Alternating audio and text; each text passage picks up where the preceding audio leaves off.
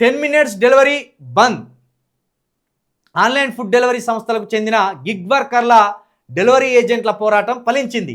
కేంద్ర ప్రభుత్వ జోక్యంతో ఆన్లైన్ ఆర్డర్లకు 10 నిమిషాల డెలివరీ నిబంధనపై క్విక్ కామర్స్ సంస్థలు, ఆన్లైన్ డెలివరీ సంస్థలు వెనక్కి తగ్గాయి. మంగళవారం బ్లింకిట్, జెప్టో, స్విగ్గీ, జొమాటో ప్రతినిధులతో కేంద్ర కార్మిక శాఖ మంత్రి మన్సుఖ్ మాండవియా చర్చలు జరిపారు. ఈ సందర్భంగా గిగ్ వర్కర్ల భద్రత, 10 నిమిషాల నిబంధన ఎత్తివేత, ఇతర అంశాలపై చర్చించారు. స్పీడ్గా డెలివరీ చేయాలన్న ఒత్తిడితో గిగ్ వర్కర్లు ప్రమాదానికి గురై ప్రాణాలు కోల్పోతున్నారని కేంద్రం ఆందోళన వ్యక్తం చేసింది.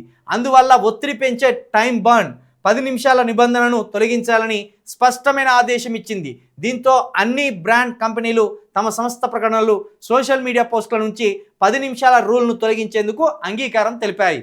ఫలించిన గిగ్ వర్కర్ల పోరాటం, బ్లింకిట్, స్విగ్గీ, జొమాటోతో కేంద్రం చర్చలు. మొత్తానికైతే వీళ్ళ మీద ఒత్తిడి తగ్గింది. 10 నిమిషాలకి ఇట్లా ఆర్డర్ పెట్టంగా 10 నిమిషాలు రావాలంటే పాపం వాళ్ళ మీద ఒత్తిడి ఉండదా? ఓ గంట లేటుగా తిన్నా మంచిదే, కానీ ఓ ప్రాణం మిగిలాలి కదా.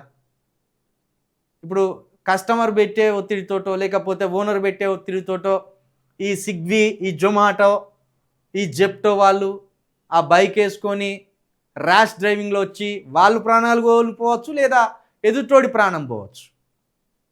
కాబట్టి ఆ రూల్ని ఇప్పుడు సడలించిందట.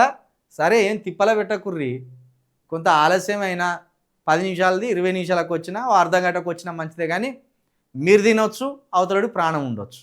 కాబట్టి చూడు, మొత్తానికైతే గిగ్ వర్కర్లు జస్ట్ రోడ్డు మీదకి రాగానే ఆంక్షలన్నీ సడలిపోయినాయి. వాళ్ళు అనుకున్నది సాధించుకున్నారు.